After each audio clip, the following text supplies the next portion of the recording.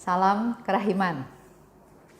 Hari ini tanggal 21 Mei kita akan bahas dari Diary 1273. Kita mulai ya.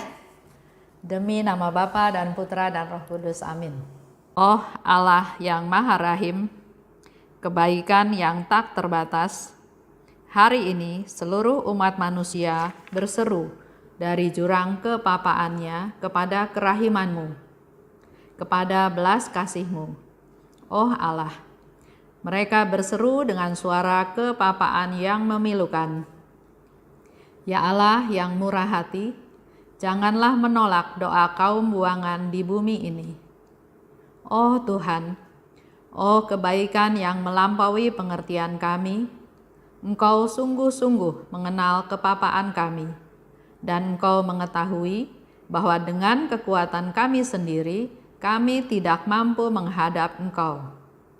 Maka kami mohon kepadamu, limpahilah kami dengan rahmat-Mu, dan tingkatkanlah selalu kerahiman-Mu dalam diri kami, supaya kami setia melaksanakan kehendak kudus-Mu sepanjang hidup kami, dan pada saat kematian kami.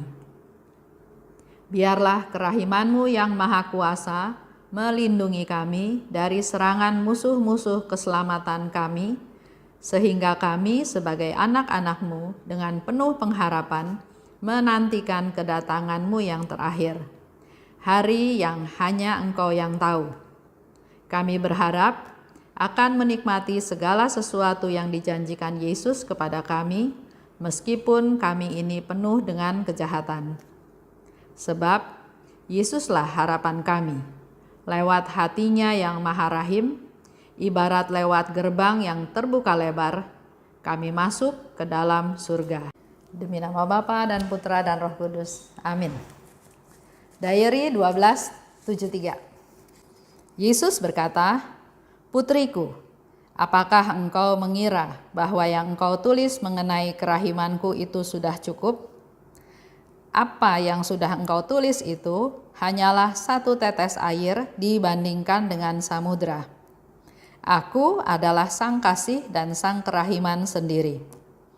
Tidak ada kepapaan yang dapat bertanding dengan kerahimanku. Juga tidak ada kepapaan yang akan menyerap habis kerahimanku. Sebab setiap kali diberikan, kerahimanku makin meningkat. Jiwa yang mengandalkan kerahimanku adalah jiwa yang paling beruntung, sebab aku sendiri akan menjaganya." Jiwa yang mengandalkan kerahiman Tuhan. Dikatakan oleh Yesus, jiwa itu paling beruntung sebab aku sendiri menjaganya.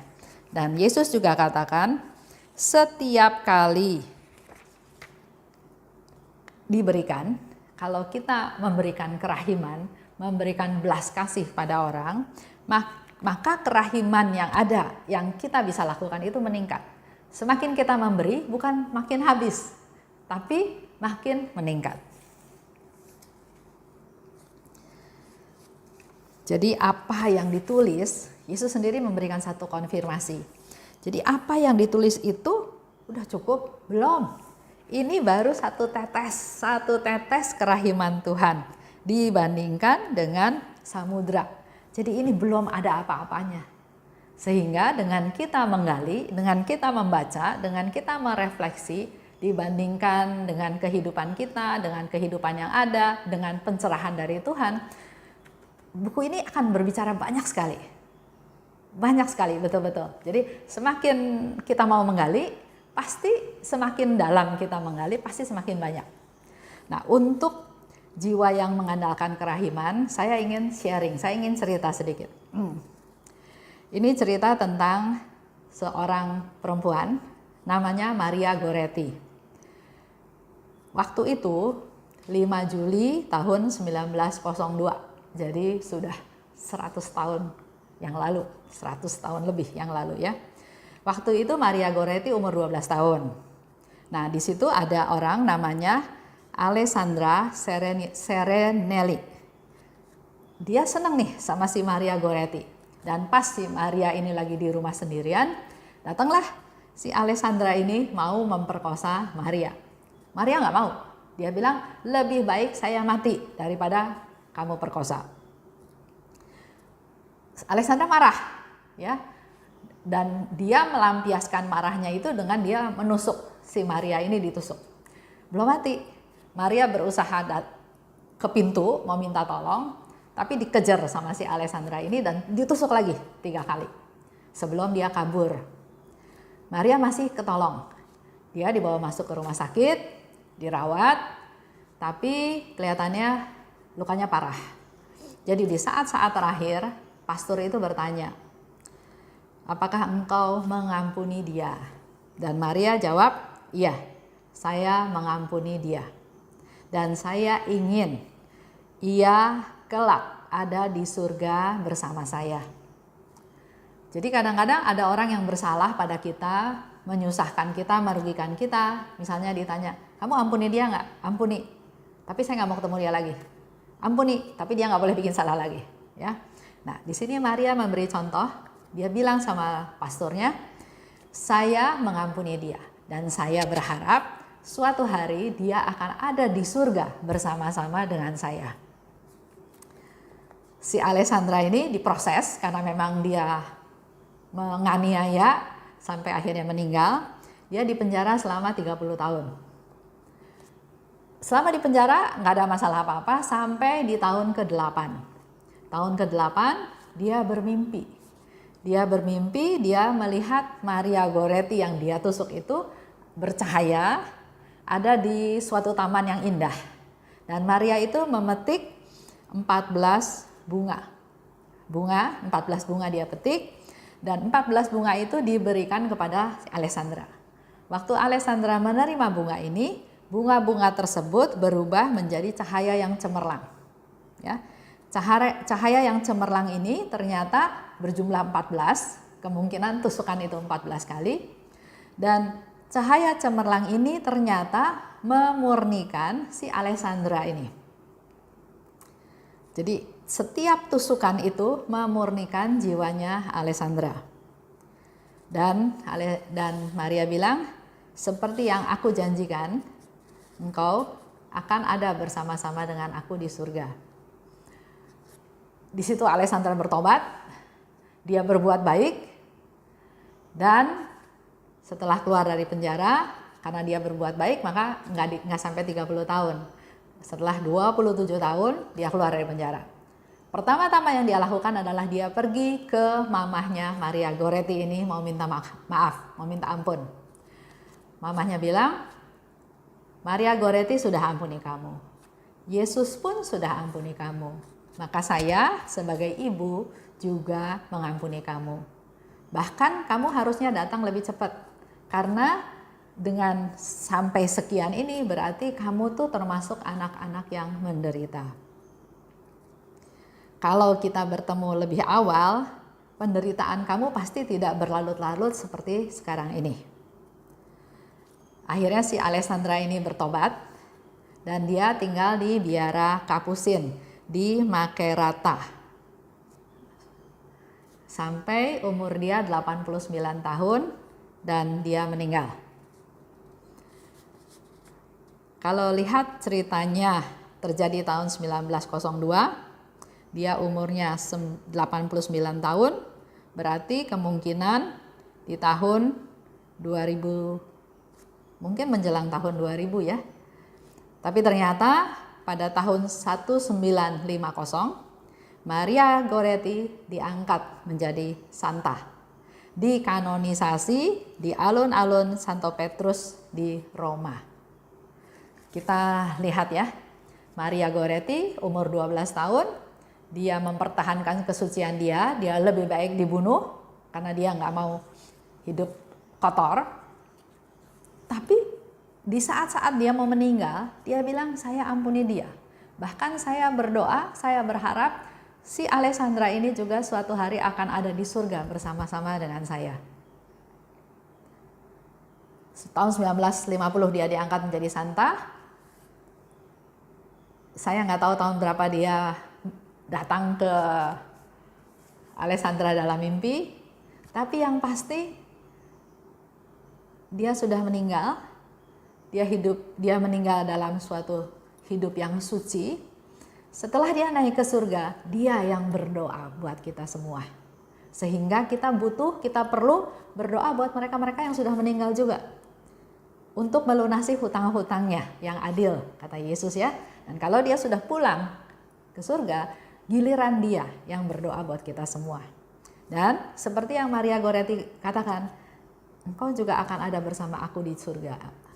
Itu janjinya Maria. Dan Maria melakukan sesuatu sehingga Alessandra ini juga akhirnya bisa masuk biara, dan dia sampai berusia 89 tahun, dan saya yakin di biara Kapusin itu pasti dia hidup benar, hidup dalam pertobatan.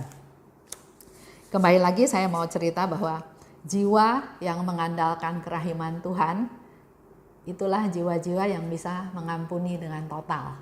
Dan Yesus janjikan di situ tadi ya, Yesus janjikan bahwa jiwa ini paling beruntung sebab aku sendiri akan menjaganya. Jadi kita jadilah orang yang berbelas kasih, orang yang mengampuni. Bahkan saya pernah baca satu buku, ada seorang ibu melihat anaknya mau dihukum mati. Dia berteriak, anak saya jangan dihukum mati, ampuni dia. Terus tentara jawab, enggak mungkin anak kamu diampuni, karena anak kamu enggak layak dikasih pengampunan. Terus ibu ini bilang, justru kalau dia enggak layak, maka saya minta belas kasih kamu. Kalau dia layak, saya enggak perlu minta. Justru karena dia tidak layak, maka saya minta belas kasih kamu. Begitu pula dengan si Alessandra ini. Dia enggak layak dapat belas kasih. Tapi Tuhan mengajarkan kepada Maria Goretti yang baru 12 tahun, untuk berbelas kasih, untuk mengampuni, bahkan untuk menyelamatkan jiwa si Alessandra ini supaya bisa suatu hari menikmati sama-sama ada di surga. Itu menjadi tantangan kita ya. Kita masih punya waktu, masih hidup, masih banyak bertemu dengan orang-orang, apa yang kita mau lakukan? Dendam, acuh tak acuh, masa bodoh, mengasihi, mengampuni, itu semua pilihannya ada di kita. Baik, kita masuk ke doa. Demi nama Bapa dan Putra dan Roh Kudus. Amin. Terima kasih Tuhan atas Santa Maria Goretti yang Engkau berikan kepada kami. Kami mau belajar darinya ya Tuhan, agar dalam hidup ini hanya diisi dengan belas kasih-Mu. Tidak memikirkan diri sendiri, tidak memikirkan kekecewaan, kemarahan, kesakitan, tapi yang diberikan hanya satu, yaitu pengampunan. Yang bisa diberikan adalah hanya mengasihi, bukan hanya orang yang baik terhadapnya, tapi orang-orang yang menganiaya dia. Biarlah ini boleh menjadi bekal untuk hidup kami hari ini dan hari-hari yang akan datang, agar kami bisa menjadi orang-orang yang berbelas kasih, yang dipenuhi oleh kemurahan-Mu Tuhan. Karena Yesus sendiri katakan orang-orang yang mengandalkan kerahiman Tuhan adalah orang yang paling beruntung, karena Yesus sendiri yang menjaga mereka. Amin. Demi nama Bapa dan Putra dan Roh Kudus. Amin. Salam kerahiman.